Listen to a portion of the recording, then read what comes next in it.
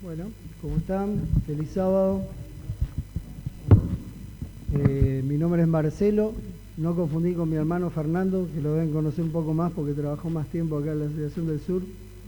Y es un placer estar por primera vez acá. Estuve otras veces, pero sentado a aquel lado escuchando.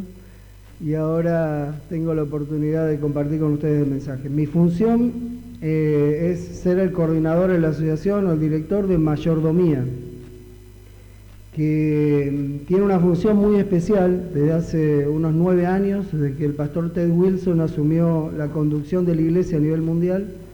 Puso en mayordomía la responsabilidad de llamar a la iglesia al reavivamiento. Eso es lo que hacemos los directores de mayordomía. Tratamos de llamar a la iglesia a un reavivamiento que está profetizado, que tiene que darse en este tiempo final y que seguramente se va a dar, porque Dios no nos falló nunca, ¿no? Y no nos va a fallar en esta oportunidad tampoco. Así que esa es la función.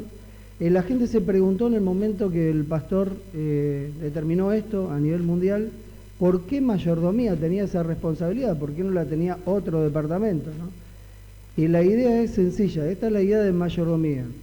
Todo es de Dios. Dice primero de Crónicas, todo es tuyo y nosotros te damos de lo recibido de tu mano, nada más, ¿no?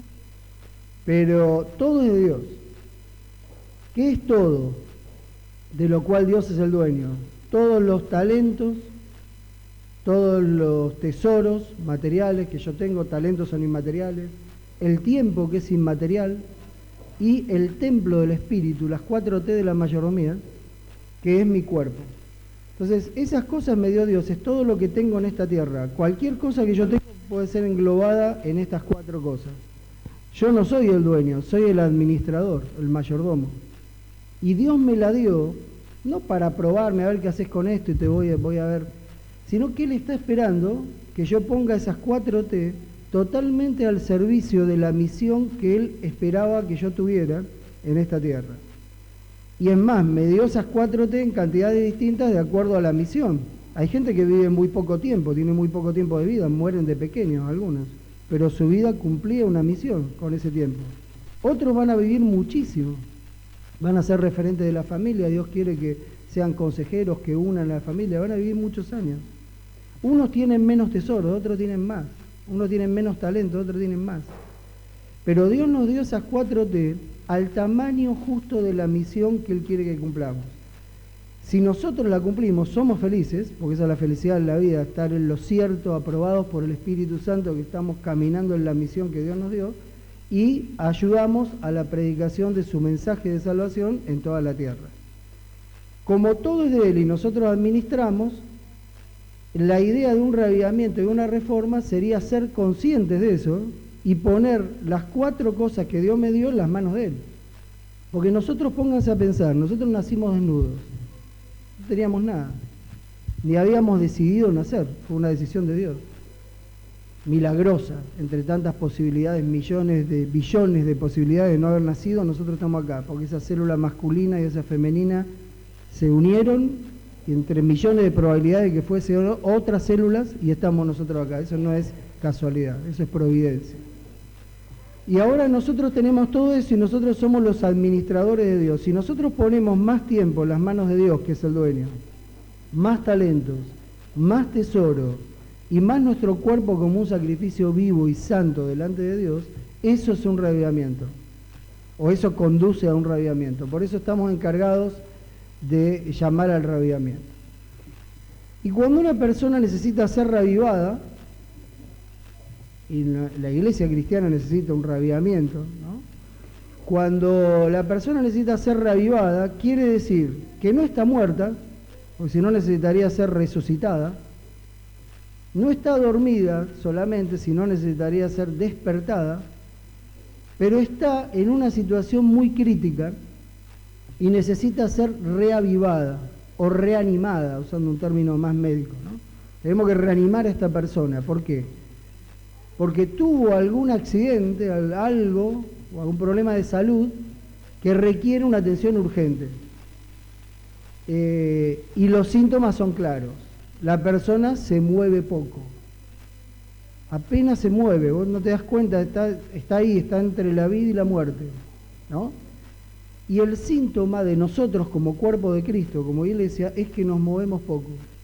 Porque hay pocos talentos puestos en las manos de Dios, poco tiempo puesto en las manos de Dios, que es el dueño, pocos tesoros puestos en las manos de Dios y poco nuestra vida entera. Entonces la idea de un reavivamiento es esta, que la vida, eso misterioso que llamamos espíritu, soplo de vida, energía vital que Dios nos dio, no se vaya del cuerpo, vuelva al cuerpo. Cuando uno está por morir pareciera que nos abandona la fuerza vital, ¿no? Cuando necesita ser reavivado. Pero el espíritu puede volver al cuerpo, la fuerza para vivir.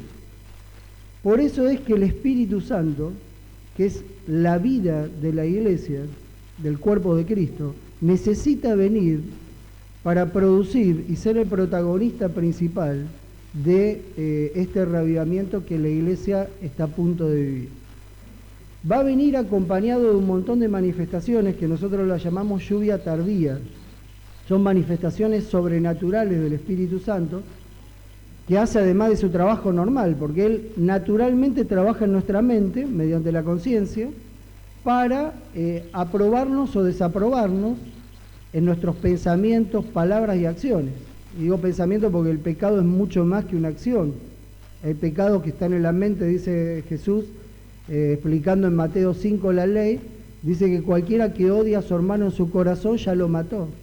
Y es culpable del mandamiento no matarás, lo mató en la cabeza 1000 veces. Entonces, cualquier pensamiento, idea, palabra, acto de pecado tiene que ser reprendido por el Espíritu Santo, que es el que produce un arrepentimiento en nosotros y nos conduce a un reavivamiento. Entonces yo hoy quiero hablar del Espíritu Santo y de la lluvia tardía. Primero, ¿cuáles son las condiciones, por lo menos 2, que necesitamos para que el Espíritu Santo pueda derramar su poder? Me gustaría decir también, o analizar brevemente, quién es el Espíritu Santo, porque está siendo muy atacado en los últimos tiempos. En el mundo cristiano, ¿no? Hay como una duda, un manto de duda arrojado sobre la personalidad del Espíritu Santo. Y cuál es la función del Espíritu. Entonces, para ordenar las cosas, ¿quién es el Espíritu Santo? Vamos a contestar. ¿Cuál es su función con respecto a nosotros? Y cuáles son las condiciones para experimentar un reavivamiento que va a ir acompañado de señales milagrosas. Los invito a empezar leyendo Joel capítulo 2. Joel, para ubicarlo fácil, tenemos que ir por el lado de Daniel, Oseas y después Joel. Busquen Daniel, que ustedes lo saben ubicar bien. Oseas, Joel. En el capítulo 2, en los versículos 28 al 32, está la promesa del derramamiento especial, sobrenatural, lleno de prodigios del Espíritu Santo. ¿Alguien sería tan amable de leerlo? 28 al 32, son unos cuantos versículos. Y después de esto derramaré mi espíritu sobre toda carne, y profetizarán vuestros hijos y vuestras hijas. Vuestros ancianos soñarán sueños, y vuestros jóvenes verán visiones. Y también sobre los siervos y sobre las siervas derramaré mi espíritu en aquellos días. Y daré prodigios en el cielo y en la tierra, sangre y fuego y columnas de humo. El sol se convertirá en tinieblas y la luna en sangre, antes que venga el día grande y espantoso de Jehová. Y todo aquel que invocare el nombre de Jehová será salvo. Porque en el monte de Sión y en Jerusalén habrá salvación, como ha dicho Jehová, y entre el remanente al cual él habrá llamado. Muchas gracias. La promesa es clarita, esta es una promesa profética. Les voy a dar un poder sobrenatural a través del Espíritu de Dios, del Espíritu Santo, para que ustedes puedan desarrollar una misión especial. Como todas las buenas profecías que tienen que ver con los finales de los tiempos, esta profecía tiene un primer cumplimiento en la época de Cristo y un segundo cumplimiento final, definitivo, más grande, antes de la segunda venida de Cristo. Porque esta profecía ya se cumplió en la primera instancia. ¿Cuándo se cumplió? En el Pentecostés. Cuando Jesús le dijo, esperen esta promesa acá en Jerusalén, quédense juntos, estén unánimes y esperen la promesa. La promesa llegó cuando las condiciones se cumplieron, estaban dadas, porque esto es como lo climático, para que llueva hace falta ciertas condiciones, si no, no llueve, nunca. Pero cuando chocan la corriente fría con la cálida, cuando se dan ciertas cosas, llueve. Entonces acá se tienen que dar ciertas condiciones. Se dieron las condiciones de unidad de la iglesia, dejaron de lado todo deseo de supremacía, los discípulos se unieron, estaban juntos, y entonces oraron y pidieron, reclamaron el cumplimiento de esta promesa, y la promesa se cumplió. E hicieron grandes prodigios, y así se inició la era cristiana, con esta lluvia temprana, ¿no?, que prepara la tierra, la ablanda, para que la semilla entre bien. Y esto ablandó los corazones, bajó las guardias al ver la manifestación de poder de Dios, y el Evangelio fue sembrado. Ahora vamos a ver en un ratito todo lo que ellos pudieron hacer. Pero acá dice que el cumplimiento principal viene antes del día grande y espantoso de Jehová. Y su primera venida no fue un día espantoso. Día grande y espantoso es el de la segunda venida. Es grande para los que confían en Dios y espantoso para los impíos. Antes de que venga ese día, se va a desarrollar un cumplimiento especial, parecido al primero, pero más amplio, porque ya no es en Jerusalén, sino en toda la tierra, a través de su pueblo, que va a ser, después del rabiamiento, va a ser galardonado con este poder especial del Espíritu Santo, que no se muestra habitualmente, sino en circunstancias precisas, y va a ser masivo, y la gente va a terminar de prepararse y aceptar el Evangelio. Porque la lluvia tardía carga a la planta de granos, de frutos, antes de ser recogidos, antes de la cosecha. Entonces la primera ablandó la tierra y esta prepara. Ahora, ¿cuáles son esas condiciones para recibir este poder del Espíritu, ¿no?, que tanto necesitamos? Primero vamos a hablar del Espíritu, quién es y qué hace, para después ver qué necesitamos para que Él derrame su poder. Joya de los Testimonios, tomo 3, tiene registrado una frase muy importante. Yo la voy a resumir, a parafrasear.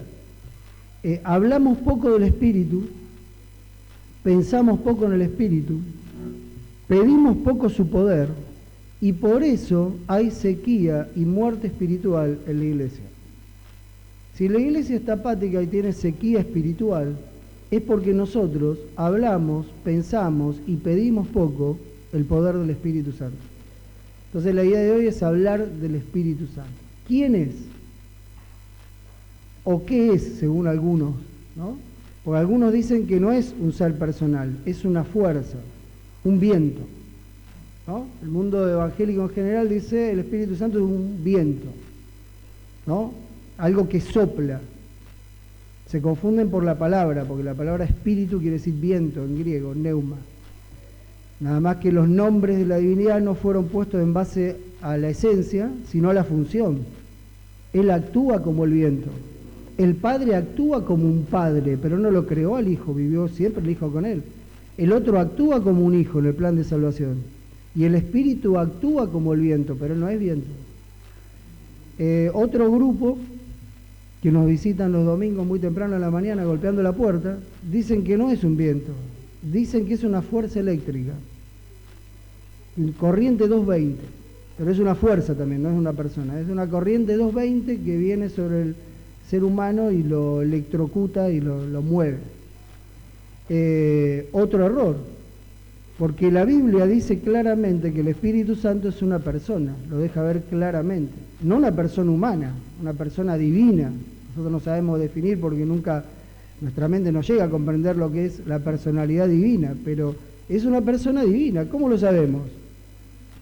Porque Él tiene sentimientos.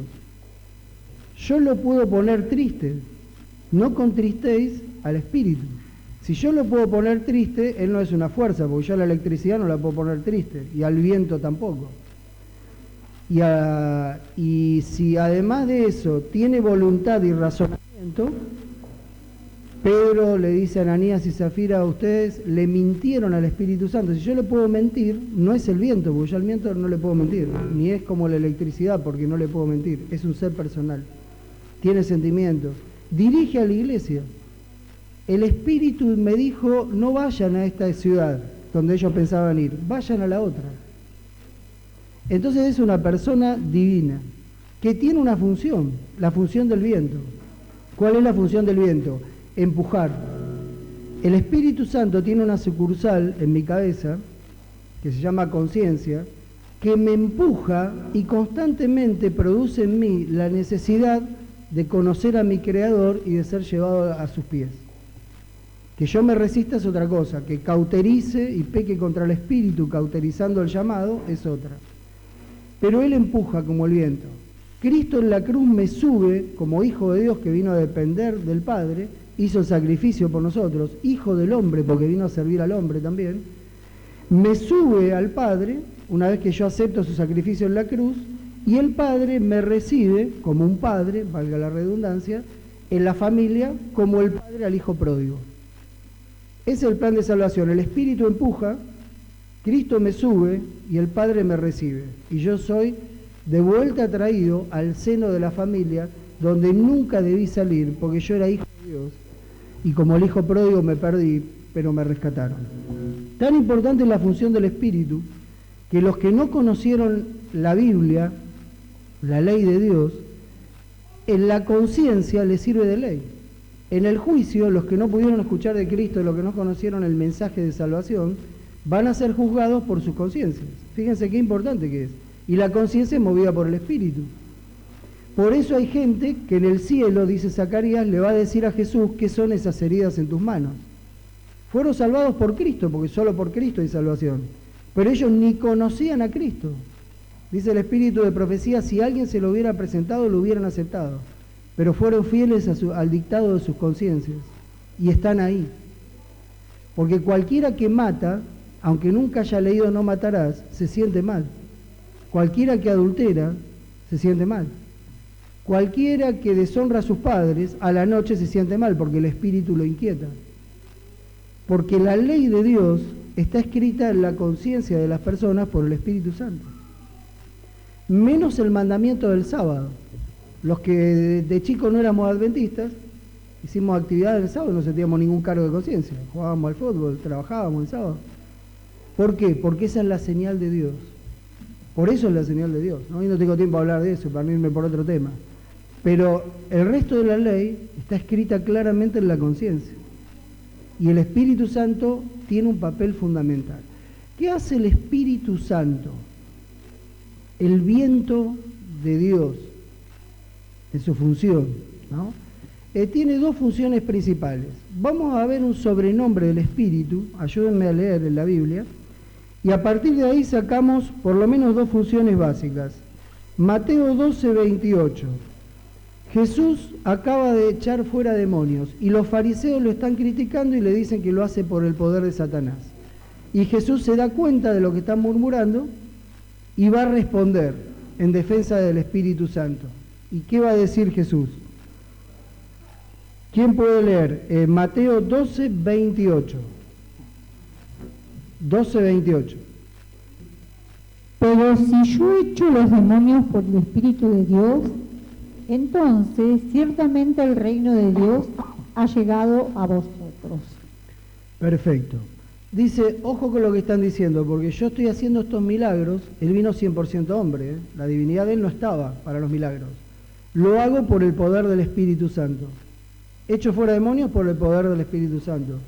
Curo enfermos por el poder del Espíritu Santo.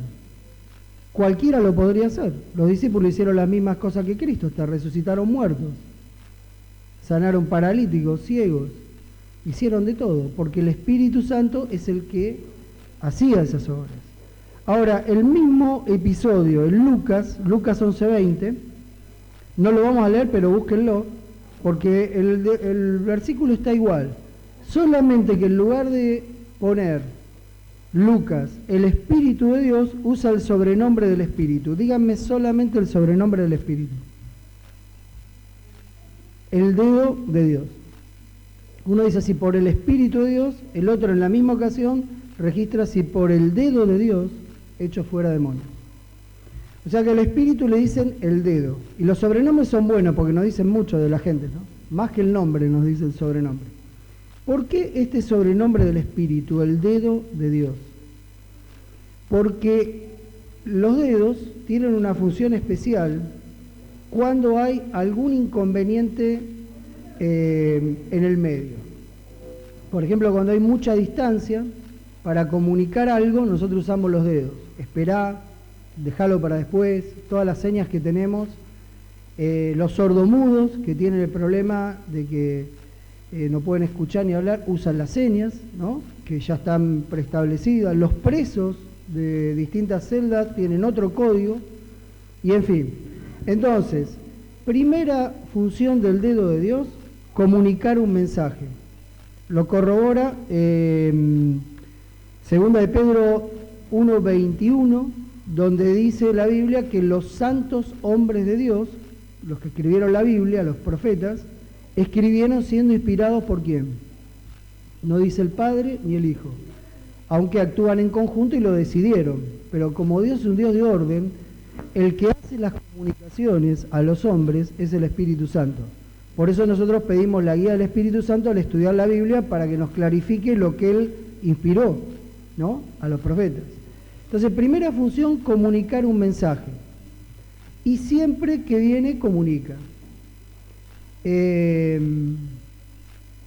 La Biblia dice, Éxodo 31:18, que los 10 mandamientos fueron escritos por el dedo de Dios. Y cuando se manifestó en el monte, hubo temblor, el pueblo tuvo miedo, humeado al monte y se volvió para atrás. ¿Por qué? Porque la segunda función del Espíritu Santo es transmitir poder. La primera, comunicar un mensaje. La segunda, transmitir poder. Es el dedo del Dios del universo. No hay otra autoridad arriba de Él. El que ejecuta las obras que la divinidad, Padre, Hijo, Espíritu Santo, decide hacer. Y entonces viene y las ejecuta.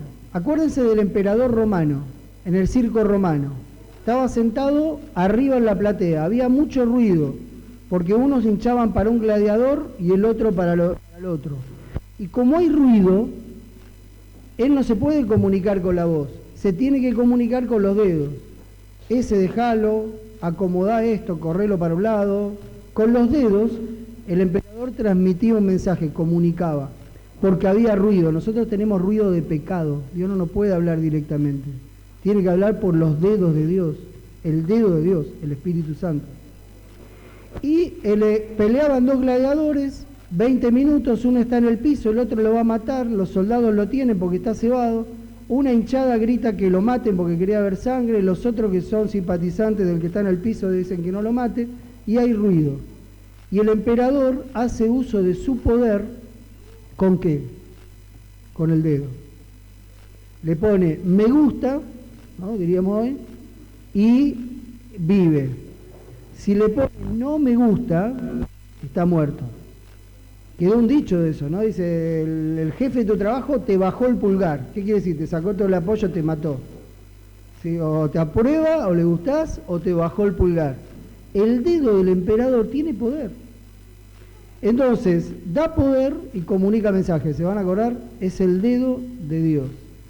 Entonces, con esto en mente, podríamos ir a Hechos capítulo 2, si me acompañan, y ver la primera de las condiciones para recibir la lluvia tardía, o sea, el poder que va a dar el Espíritu Santo. Por eso es protagonista de la lluvia tardía, porque ahí hay poder.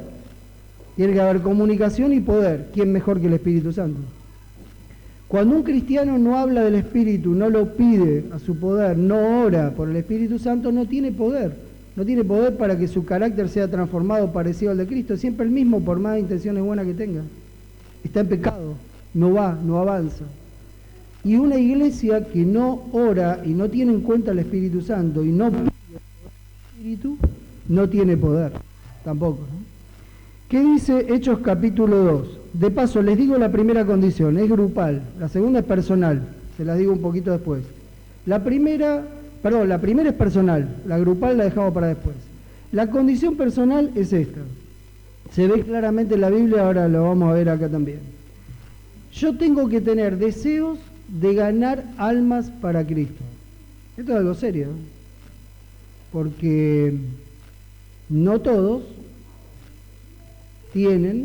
tenemos deseos de llevar almas para Cristo. Uno tiene que ser sincero con uno mismo. Esta tarde, cuando estén solos, reflexionando en este día especial sábado, pregúntense, o sea, yo tengo ese deseo de compartir el Evangelio y que alguien venga a los pies de Cristo. Si vos no tenés ese deseo, porque no te nace, porque no amás a la gente. Si no amás a la gente, nunca vas a poder recibir al Espíritu, porque es condición que vos sientas en tu interior un inagotable amor por la gente que te rodea y que hagas todo lo posible con tus 4T, talentos, tiempo, tesoros, para llevarlos a Cristo. Porque esa es tu misión. Vayan por todo el mundo y prediquen el Evangelio. Quiero dejar claro que no estoy hablando de números, yo soy contrario a los blancos numéricos, todo eso. Estoy hablando de gente y de amor a la gente. No de números de gente, sino de gente. Tener el deseo. Cuando yo voy por la calle, voy pensando, ¿qué podría hacer para ganar a toda esta gente que está acá alrededor mío? ¿Es una necesidad en mí o yo voy centrado en mi trabajo? Individualismo, ¿no?, que reina en esta época. Lo mío, egoísmo, a ver cómo puedo hacer para tener más cosas, para hacer bien lo mío, y me olvido totalmente de mi misión principal para la cual vine a esta vida y por la cual Dios me llamó a este remanente de Dios. Entonces, yo amo a la gente, bien, siga así, adelante, nos pondrían las maestras en el boletín. No amo a la gente, tengo que empezar a orar para que Dios ponga en mí amor a las personas. ¿Por qué? Porque si yo me digo cristiano, o sea que yo amo, admiro a Cristo, Cristo es una belleza para mi vida, y yo no amo a la gente, estoy mintiendo. Porque Cristo dejó el cielo y la gloria y la comodidad porque amaba a la gente. Y lo vimos en la lección de escuela sabática, ahora lo vamos a repasar, ¿no? La misión principal de Cristo era venir a ayudar a los necesitados y traerlos a la salvación, predicar el año agradable, el jubileo, ¿no?, el año del perdón de las deudas. Eso es lo que vino a hacer Cristo. Si yo digo soy cristiano y no siento eso, ¿qué pasa? Soy un impostor y tomé el nombre de Cristo en vano, soy culpable de haber hecho eso. Porque yo digo yo soy de Cristo, soy como Cristo, pero ni me parezco a Cristo, porque yo no pienso como Cristo, ni siento como Cristo. Creo que las 4T son mías, voy por el mundo individualistamente buscando lo mío, pero no me doy cuenta de que Dios me dio todo para ganar esas almas para Cristo. Entonces, primera condición, tener deseo de ganar almas para Cristo. Fíjense los discípulos, cuando tuvieron deseo de ganar almas para Cristo, se les fue todo el orgullo de la Santa Cena, todo lo que mostraron ahí, tan feo, orgullo, egoísmo, y estuvieron unánimes juntos y entraron en la sintonía de Cristo, se derramó el poder y fíjense lo que hicieron. Versículo, ¿están en Hechos 2? Hechos 2, 43.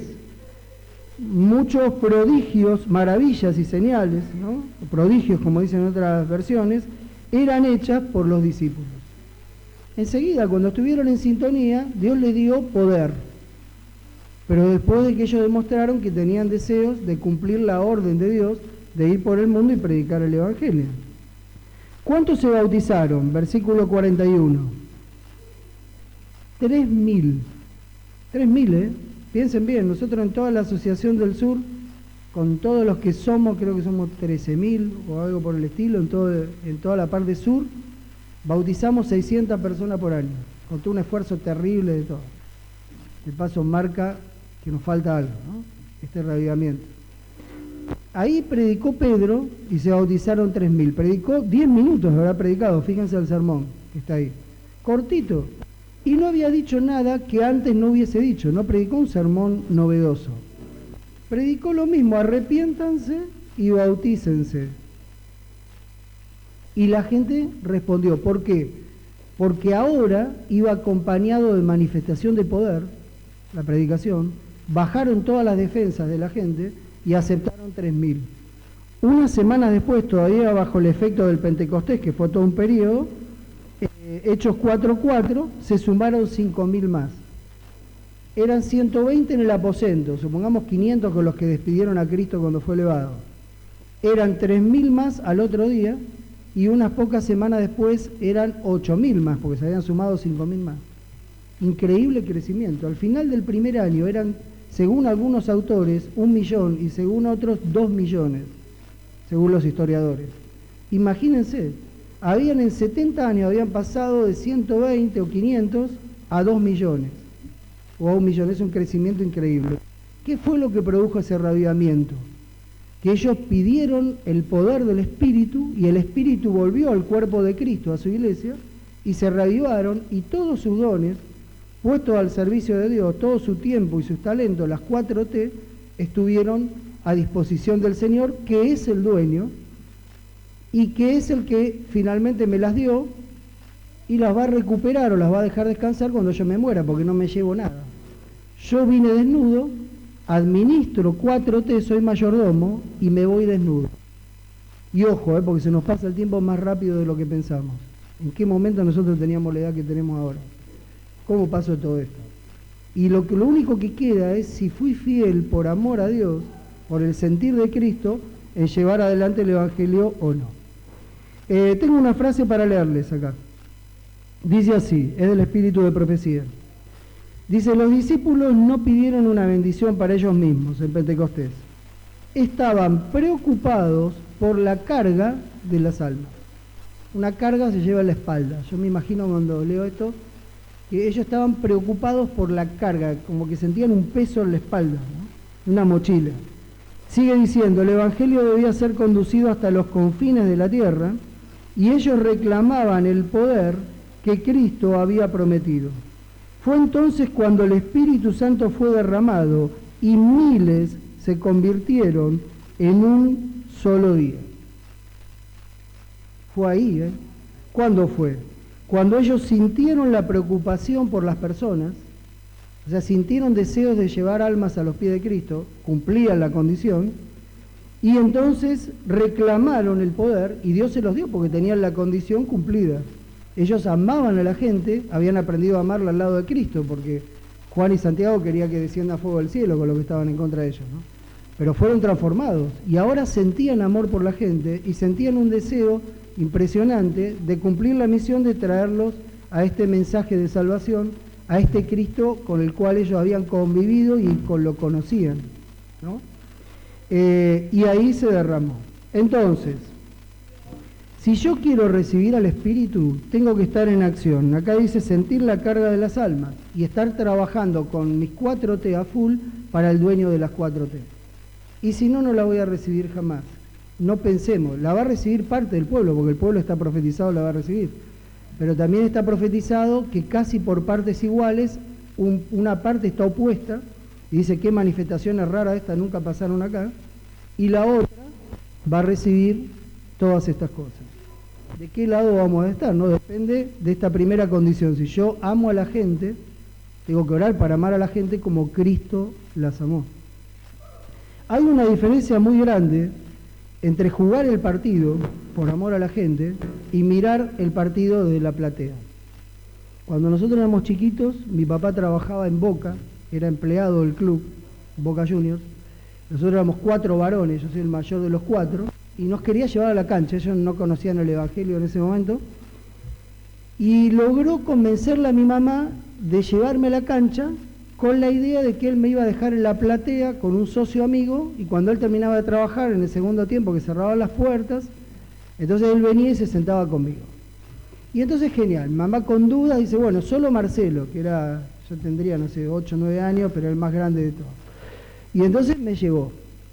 Salió bien la experiencia, entonces después empezó a venir el segundo, el tercero, el cuarto, después estábamos los 4 en la platea de Boca. Y ahí aprendimos a ser plateístas, que es una cosa muy distinta que jugadores de la cancha, son dos cosas distintas totales. ¿Qué pasa en la platea? ¿Qué es un plateísta? Un plateísta, hoy tengo esa definición, ahí no me daba cuenta bien porque era chico, ¿no? Pero analizándolo varias veces pensé sobre los plateístas que estábamos ahí en la platea. Un plateísta es un crítico mal, no un crítico de cosas positivas, no. Siempre va a criticar, siempre. El entrenador no sabe nada. Fue contratado, cobra un montón de plata por estar ahí, pero el entrenador no sabe, mirá los cambios que hace, se equivoca cada rato. ¿Cómo va a poner a este tipo? ¿Cómo va a hacer jugar al equipo así? Entonces critica al técnico, critica a los jugadores. ¿Y cómo los critica? Anda a estar perdiendo el partido y anda a sacar un lateral al lado de la platea, un saque de costado. Te bajan todos los insultos habidos y por haber, se acuerdan de toda tu familia. Y entonces el jugador que quiere mejorar o vamos perdiendo, en lugar de animarlo, lo desaniman. De todo, le dicen a los jugadores, ¿no? De todo. La tribuna te alienta, pero la platea no, te critica. Y cuando vamos ganando, y bueno, es lo que teníamos que hacer. También, nunca están contentos lo de la platea. Y dicen muchas malas palabras. Yo imaginaba, ahora analizándolo en el tiempo, que eran personas varones que las esposas lo tenían al trote en la casa todo el tiempo, y los domingos iban a hacer catarsis y se sacaban todo lo que quisieran decir a la esposa, se lo decían a los jugadores ahí. Y entonces era gente así, porque no cabe otra explicación, estaban llenos de odio, no venían a alentar al equipo, venían a criticar. Y nosotros nos acostumbramos a criticar y a tirar abajo el ánimo del equipo, ¿no? De paso, en la iglesia hay muchos que son plateístas, porque no ponen todo para jugar el partido, sus 4T, y estar acá y sufrir todos juntos. Vienen a criticar. Vienen las elecciones de una iglesia y entonces empiezan los plateístas. Mirá quién eligieron de anciano, no, a ningún lado.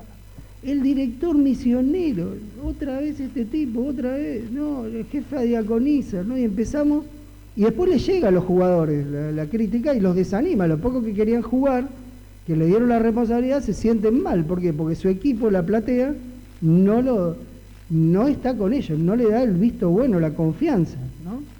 Y entonces hay muchos plateístas. Es muy distinto estar jugando. Cuando yo tenía 17, un amigo de mi papá me quiso llevar a probar en el club de sus amores, que era All Boys, los varones quizás conozcan el club, en Floresta, en Buenos Aires. Y me llevó. Yo jugaba fútbol infantil, así de chiquito. Me llevó y entré a jugar. Y entonces practicamos con los muchachos, fuimos a un receso, eso era en diciembre, practiqué unas pocas prácticas, fue el receso del equipo y después volvimos. Y entramos a practicar todo el verano hasta que jugamos el primer partido, que era un amistoso, pero era muy importante porque se jugaba en la cancha de la primera de All Boys, con toda la gente que quería ver a la nueva formación que venía. Entonces mi papá estaba contento, los dos fanáticos amigos de mi papá también, me decían, no, pero te vas a jugar todo el domingo, ¿no? Y yo le digo, pero pará, digo, no los entusiasmes a tus amigos, porque yo entré tarde al equipo y soy el tercero en esa posición. Ya había un titular y un suplente y yo soy el tercero. Quizás no vaya ni al banco, quizás el entrenador diga, viene este y este al banco y yo no esté. Mira el partido con ustedes desde la platea. Y él me dice, no, vas a jugar seguro, yo tengo confianza que te va a poner. Y bueno, llegó la hora del último entrenamiento, dan los 11 titulares, y cuando llega a mi puesto dice, acá va a jugar Marcelo. Todos se quedaron, porque yo también. Digo, yo lo que más aspiraba era ir al banco, aunque sea, ¿no? Pero él dijo que iba a entrar de titular. Y entonces me puse contento primero, pero después me invadieron los nervios. Digo, hoy me tengo que jugar todo. El técnico confió en mí. La tribuna no me conoce, tiene que conocerme. Mi papá y los dos amigos se van a sentir orgullosos si yo juego todo. Y me empecé a poner nervioso. Y ustedes saben lo que ya jugaron al fútbol, si uno entra a un partido que implica mucho para uno y está nervioso, está desconcentrado. Salí a la cancha, ya los vi, ya lo había visto, mi papá, fueron los primeros 3 plateístas de ese día, ahí en Floresta, sentados solos en la platea, y empezó el partido. No sé por qué ustedes se ríen, deben saber el desenlace de ese partido, alguno debe haber estado ahí ese día. Y empezó el partido, la primera pelota que me dan, yo estaba en función defensiva, me dan la pelota, yo estaba muy desconcentrado y muy nervioso. Era fácil la pelota para pararla y distribuirla, pero no la pude parar, me rebotó. Otro inteligente delantero contrario me sacó la pelota, encaró al arquero, gol del contrario. 1-0 a los pocos minutos del partido. Y los nervios me carcomían. Por un momento empecé a pensar, ¿qué le pasa a este entrenador que no me saca de la cancha? Y no me sacó hasta el final, porque él quería, se debe demostrar por qué me había puesto.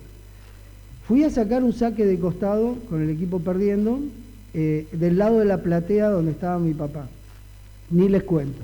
No sabía que conocían a mi mamá y a todos los demás parientes míos. Pero lo que les puedo reproducir que me decían es, por ejemplo, ese pibe es de madera. Fíjense cómo le cae a uno, ¿no? Por la espalda eso, viene por la espalda del que va a sacar.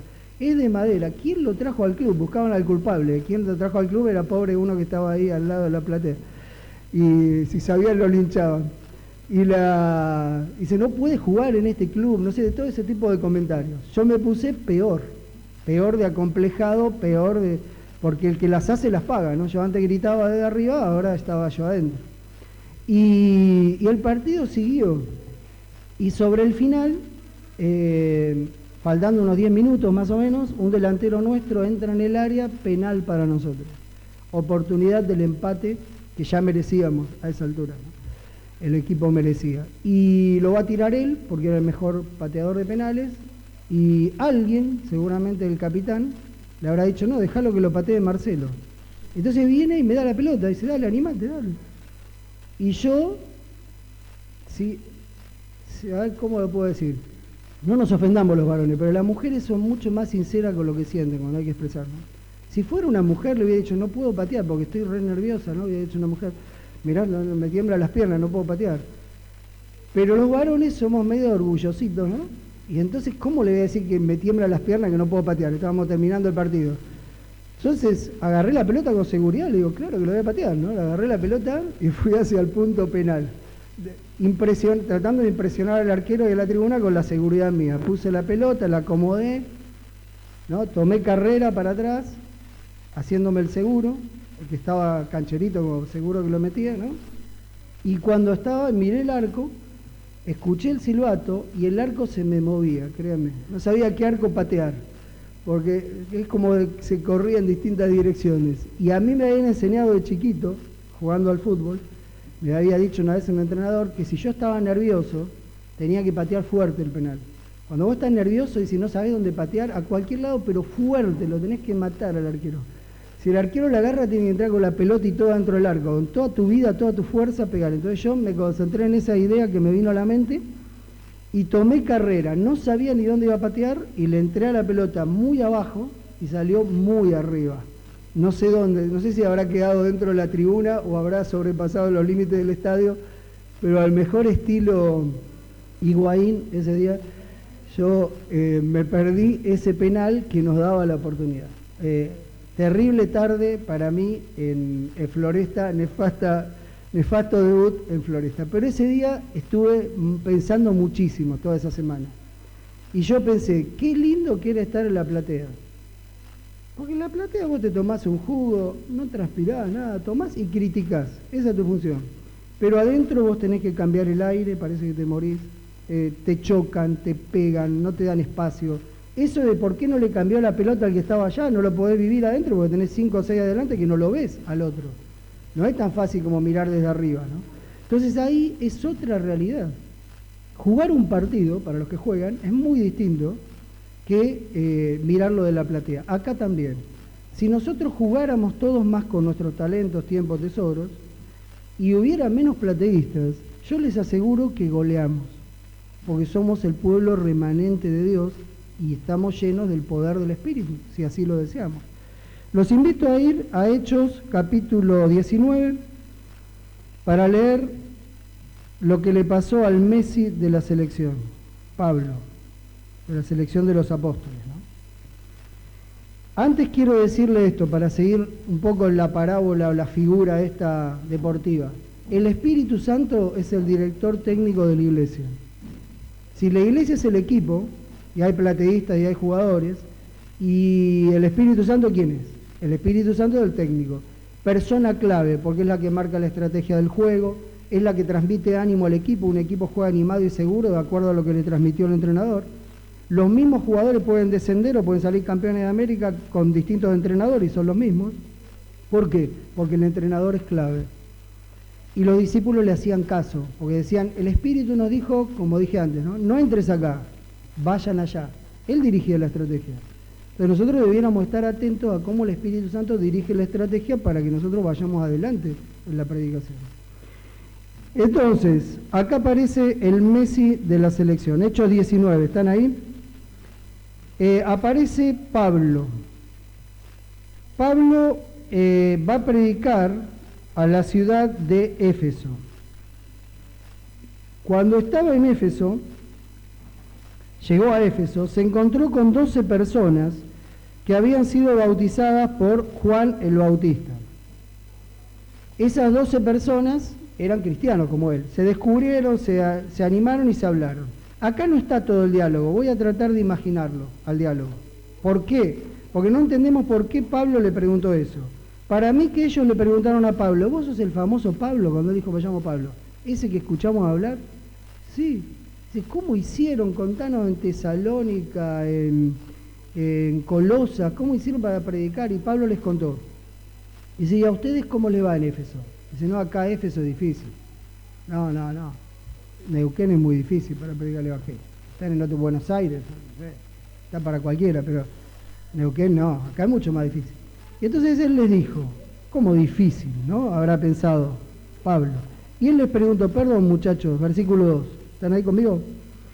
¿Ustedes recibieron el Espíritu Santo cuando creyeron? Porque él sabía que cuando el poder del Espíritu está con nosotros, puede ser que el lugar sea un poquito más difícil, otro más fácil, pero nadie soporta al equipo, porque el equipo viene ganador, viene con todo. ¿Ustedes recibieron el Espíritu cuando creyeron? Y ellos le dijeron, ¿Espíritu qué? Espíritu Santo. Nosotros ni siquiera habíamos oído que había Espíritu Santo, estoy parafraseando un poco, ¿no? Versículo 3. ¿Y en qué fueron bautizados? Fuimos bautizados en el bautismo de Juan el Bautista. Y Pablo dice, Juan bautizó con bautismo de arrepentimiento, diciendo que creyesen en el que venía después de él, que no iba a bautizar en agua, sino que iba a bautizar en ¿qué? En espíritu y en fuego. Y ustedes no escucharon eso, si Juan lo dijo. No lo escuchamos, no debemos haber ido al baño justo que dijo eso, no sé, o no estábamos, ese día no estábamos. Y entonces les explicó quién era el Espíritu Santo y lo que hacía el Espíritu Santo. Versículo 5, fueron rebautizados, bautizados de nuevo. No tenían ni pecado, pero de vuelta fueron al agua y los bautizó Pablo. Esta es la base del rebautismo. ¿Por qué pasaron de vuelta por el agua si no tenían pecado? Porque al haber comprendido una luz mucho más grande, querían reafirmar el pacto que habían hecho ahora en base a la nueva luz. Y estaban entusiasmadísimos, le dijeron, ¿nos podés bautizar? Y Pablo consideró que sí. Y bajaron y los bautizó. Y como ellos tenían deseo de ganar alma para Cristo, ¿qué pasó? Versículos 7 y 8. Salieron a predicar a Cristo y hicieron una diferencia. Salieron a predicar e hicieron una gran diferencia. Pero Pablo, versículo 10, se quedó 2 años más para ayudarlos. Había manifestación del Espíritu, pero como siempre había gente que no la vio y no creía. Y varios que creyeron. Y crecía poderosamente ahí la palabra del Señor, ¿no? Versículo, a ver, ayúdenme, ¿dónde aparecen los exorcistas itinerantes? En el 13, ayúdenme que me olvidé los anteojos. 13, ahí vamos, ahí está. Apareció un grupo de muchachos jóvenes, no dice la cantidad, pero eran más de 7, porque dice que entre ellos había 7 hijos de un tal Esceva. Esceva era un sacerdote que estaba en Jerusalén. Los muchachos no estaban en Jerusalén, estaban en Éfeso. ¿Qué habían hecho? Ahora voy a imaginarme yo qué habían hecho porque ahí no dice. Los muchachos querían irse de vacaciones y no tenían plata. Entonces dijeron, ¿cómo podemos hacer para ir por las costas de Asia? Son preciosas, ese mar azul precioso. ¿Cómo podemos hacer? Dice, no, olvídate, no tenemos un peso, somos todos chicos. Dice, pero ¿por qué no hacemos algo? Yo tengo una idea, dijo uno. ¿Por qué no decimos que somos cristianos, que sacamos demonios y que vamos en el nombre de Jesús, el que predica Pablo? Ellos no conocían ni a Jesús ni a Pablo, pero habían escuchado que les iba bien, que crecía por todo el mundo el Evangelio. Dice, ¿qué ganamos con eso? Dice, ganamos que la gente nos da la comida, estadía gratis, y todavía nos dan alguna ofrenda que recogen para nosotros si le pedimos. Entonces, bingo, ¿no? Total, vamos de vacaciones gratis y nos venimos con plata capaz todavía. Dice, pero ¿cómo vamos a hacer si no sabemos echar fuera demonios? Y si vos te crees que son demonios, esos son nerviosos, locos, epilépticos, en el peor de los casos, lo agarramos, le damos una paliza, lo dejamos blandito, se lo devolvemos a la señora y después cambiamos de lugar, vamos a otro, por las dudas que le dé de vuelta otro ataque, ¿no? Me lo imagino que le doblaban el brazo, le agarraban el pelo, la rodilla contra el piso, unas cuantas patadas y lo sacaban tranquilito más locos, así, ¿no? Y entonces salieron y les iba bien, re bien, venían bronceaditos de todas las playas, los cristianos lo habían aceptado en algunos lugares, ¿no? Le habían dado la gente cuando ellos decían que sacaban demonios, le daba plata, seguro. Pero acá los dejó llegar el Señor y acá Dios iba a demostrar que hay una falsa manifestación del Espíritu, igual que hoy, ¿eh? Hoy hay una falsa manifestación del Espíritu Santo, totalmente ajena al Espíritu Santo, y va a haber una verdadera. Entonces Dios quería demostrar que la verdadera era la de sus hijos, estos 12 más Pablo, más los que se habían convertido, y que había una falsa, y que no todo era falso, porque ellos, los que no habían aceptado, dicen, estos son trucos, ¿no? Ahora, ¿qué pasó?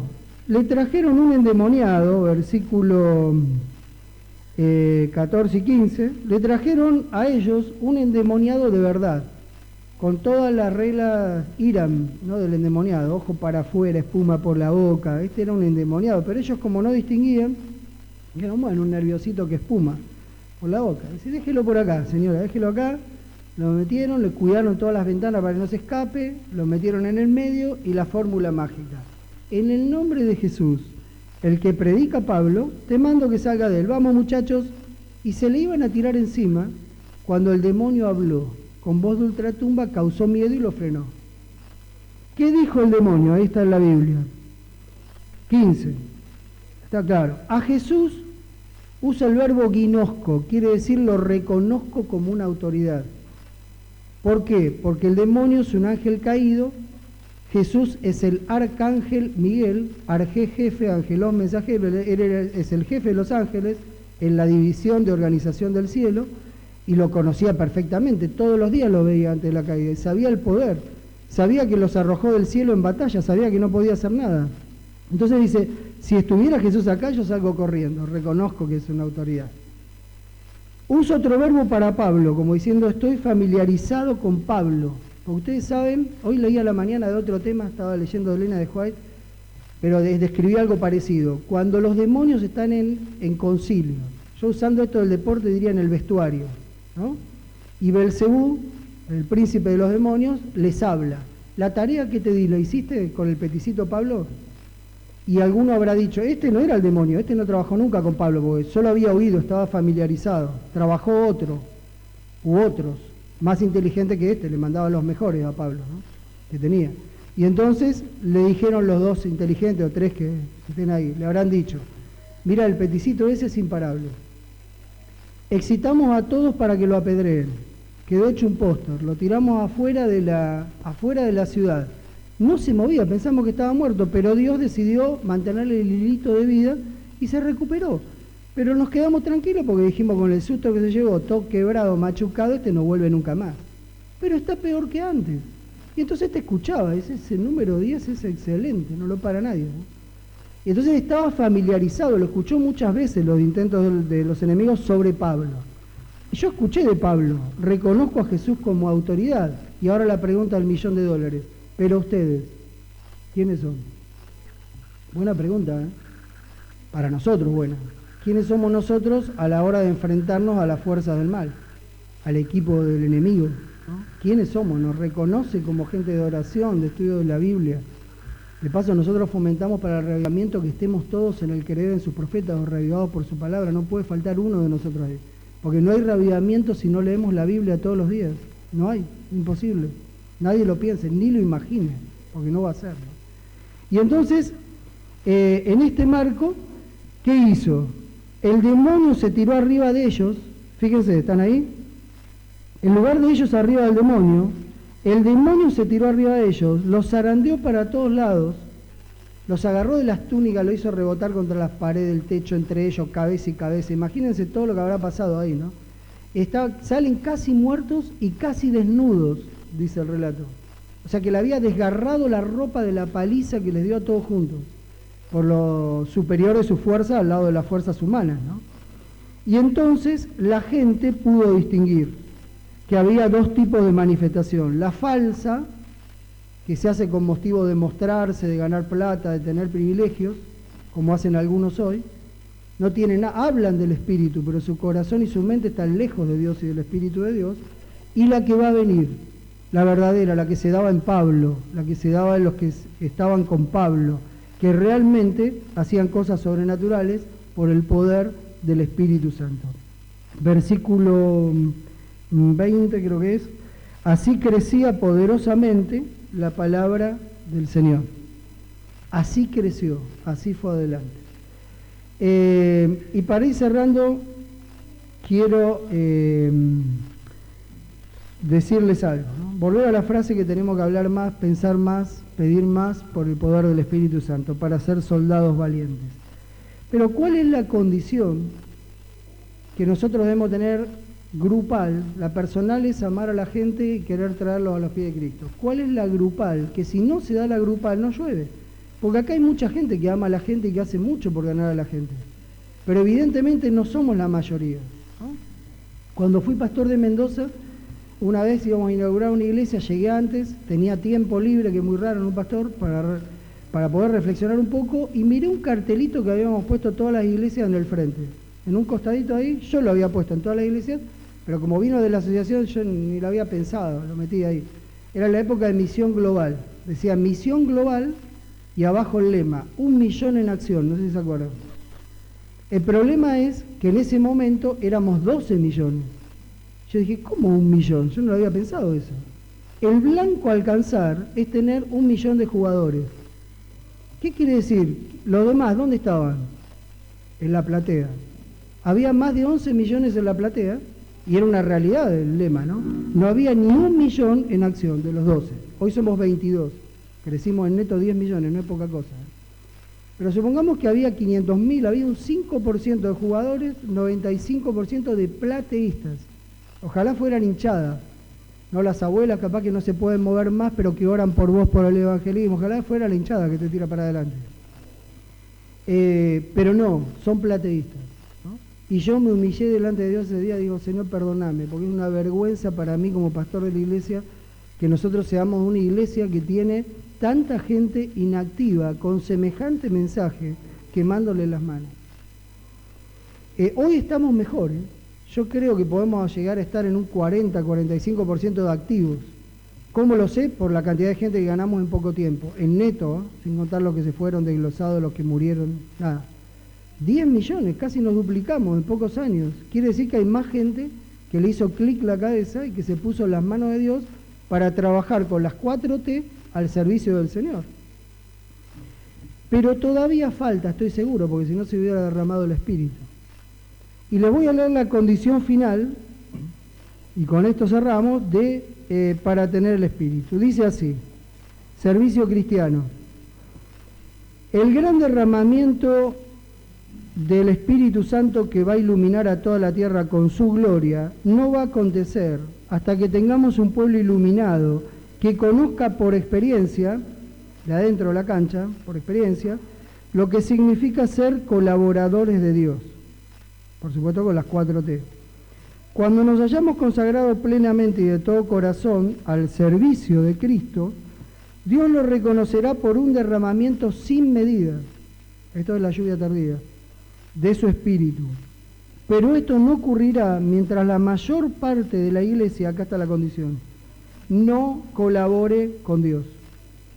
Mientras la mayor parte, ¿cuál es la mayor parte? La mitad más uno, mínima mayoría, porque Dios es tan poco exigente en esto que, aunque seamos la mitad más uno, la mayoría simple, así nos va a dar. Cuando el 50% de nosotros esté activo y uno más diga, la cabeza la tengo mal, tengo que orientarla a Cristo, y empiece a darle las 4T a Cristo, en ese mismo momento el Espíritu que está deseoso de hacer esto, lo va a hacer. Va a dar sus dones al pueblo, y esta predicación va a tener una fuerza que ni nos imaginamos. Los cultos de ustedes no van a ser acá, van a ser en el patio más grande que tengamos, porque no van a entrar los que tengan comezón de oír esta palabra de Dios cuando el Espíritu Santo vuelva al cuerpo, porque el cuerpo se lo pide, sea reavivado y nadie nos pueda detener. Y nadie nos va a detener, ¿eh? Por eso nos van a perseguir. Por eso está profetizado en la Biblia una última persecución sobre el pueblo. Porque un testimonio de tanto entusiasmo y tanta fuerza es incontenible. Y el enemigo va a recurrir a su vieja arma, perseguir y matar. como lo hizo antes cuando no podía parar al equipo, ¿no? Y termino con la pregunta del demonio. Es feo terminar con la pregunta del demonio, pero es buena para reflexionar, ¿no? Voy a preguntar algo primero de mi parte. ¿Vos sos un soldado de oficina o un soldado de trinchera? En otras palabras, ¿sos un plateísta o sos un jugador? Si vos sos un jugador, tenés que estar entrenado en el santuario, que es el centro de entrenamiento nuestro, lugar santo, con el estudio diario de la Biblia, mesa de los panes, con la oración constante, altar del incienso, y con el testimonio personal, que es la luz que viene del candelero. Si vos vivís esas tres cosas y estás bien entrenadito para jugar, sos un profesional de este partido. Si no, sos un plateísta, que está un poco pasado de peso porque no hace ejercicio, y toma y come nada más, y critica, pero no hace ejercicio. En lo espiritual es lo mismo. ¿Vos sos un plateísta o sos un jugador? ¿Sos un oficinista? ¿A quién le da miedo un oficinista? ¿Qué te va a tirar con el mouse y con el teclado si no sabe más que manejar informes, no teclado? Ahora, con uno de la trinchera, ojo, el enemigo te respeta un poco más. No es que no te va a atacar, pero te respeta. Porque el de la trinchera tiene olor a pólvora. El de la trinchera alguna vez fue herido. A veces se le escapó una bala a uno de adentro y tiró, porque a veces no hieren de adentro, ¿no? Y te duele, pero siguió. A veces fue a sacar a un compañero en el medio de las balas arriesgando su vida para traerlo a la trinchera. Hasta muerto lo va a buscar. ¿Por qué? Porque no quiere que el cadáver quede deshonrado ahí. Se juega la vida hasta por su amigo muerto y le sale cuerpo a tierra, lo busca y lo trae. Nosotros tenemos amor por los que no están acá, por los heridos. Salimos a buscar aunque sea un muerto para tratar de traerlo acá. Tenemos el sentir y el pensar de Cristo. Si no, habremos tomado en vano el nombre de Cristo. Y ahora sí la pregunta del demonio para que quede en la reflexión nuestra. Yo a Jesús lo reconozco como una autoridad, dijo él. Sé quién es Pablo, pero vos, ¿quién sos? Delante de la fuerza del mal, haz un análisis de tu vida. ¿Cómo batallaste hasta ahora? ¿Cómo jugaste los partidos? ¿Sos alguien temible, por lo menos respetable, diríamos, para la fuerza del mal? ¿O vos no fuiste nada con todo lo que Dios te dio que quería que fueses mucho? En tu misión, donde vos estuvieras, sea que estuvieras en la primera línea, en la retaguardia, donde estuvieras, pero vos cumpliste la misión o no. Temas para analizar esta tarde. Yo dejo mi deseo de que la iglesia, y sé que va a ocurrir, y sé que nos falta mucho, de que la iglesia viva y experimente este reavivamiento del Espíritu Santo en la forma de la lluvia tardía. Y ahora lo vamos a cantar todos. Cuando canten pensemos en esta letra, ¿no? Dice, nosotros, Señor, queremos dones que nos den fortaleza, gran bendición, queremos lluvias de gracia de tu Espíritu para que podamos cumplir la misión. Que Dios bendiga a la iglesia y que lo podamos hacer.